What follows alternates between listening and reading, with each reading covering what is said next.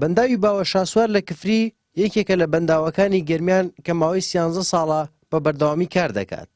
بەڵام لای هاوڵاتیان و خەڵکی شاری کفری جێگەی نیگەرانیە کە وەکو پێویست سوود لە بەنداوەکە وەرناگیرێت. ئەم بەنداوە کراوی استفادەمان لێ نەکردەوە، هەر بەس ئاوی تیا گودرێتەوە تاوە هیچ شتیان نییە، هەتا ئێستا هیچی بۆ نەکراوە. یعنی ئەمرەکەی بۆ دەرچووە بەس تەنفیز نەکراوە. دواسە لەوانەیە هەنێ کەس بۆ جوانی خۆی بڕێمایسیا و خانگەر استفادەی نییە بۆ فرۆشتنش بەرەمشتوێنی تیانێ بەس بۆ خۆی جوانی کرێ و تەواو.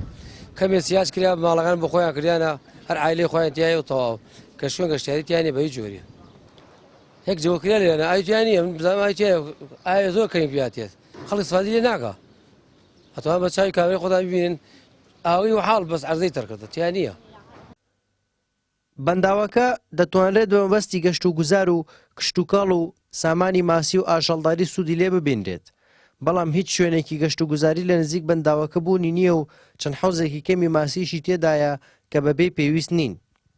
بێگومان پرۆژەی گەشتیاری بەداخەوە لەو پەنداوە تا ئێستا نەکراوە.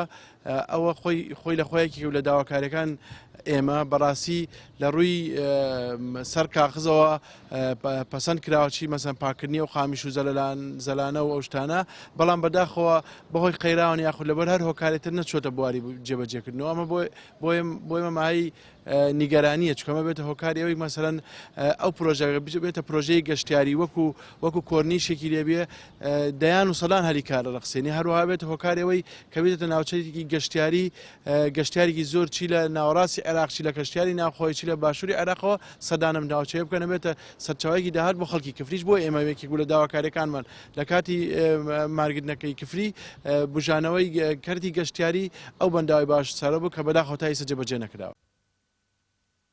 خەلدون عەبدولکەریم بەڕێوەبەری نوێی بەنداوەکەیە. باس لە سوودەکانی بەنداوی باوە شاسوار دەکات بۆ شاری کفری و پێی وایە خەڵکی لە بەنداوەکە زۆر سوودمەندن. ئێمە ئەم بەنداوە تاکە بەنداوێکە لە منتەقەی کفری و سنوورەکەی. ئەم بەنداوە گلدانەکەی 6 ملیۆن مەتر مکعبە 6 مەتر سێجار. ئەم بەنداوە ڕووی سەرەکی یەکەم سوودی وەرێگرن لێ لە بۆ گەشت و گوزار بۆ سامانی ماسیە و بڕە حەوز ماسی تێ خۆش حەوز بەنداوەکە شەر خۆش ماسی جاروباری تێ ئەکرێ پەنجە ماسیش و خەڵک شێتیە دایمەن طبعا تا بەیانێگەر بێ سێرکی خەڵک ڕاوە ماسیەکات. سوودی سیەم بۆ فەلاحەکان بۆ فەلاحەکانی قراق چەمەکان تا نزیک جەبارەیە و پرۆژەی ئاودێری بە درێژی 3500 مەترە یعنی 3 کیلومتر و نیوە.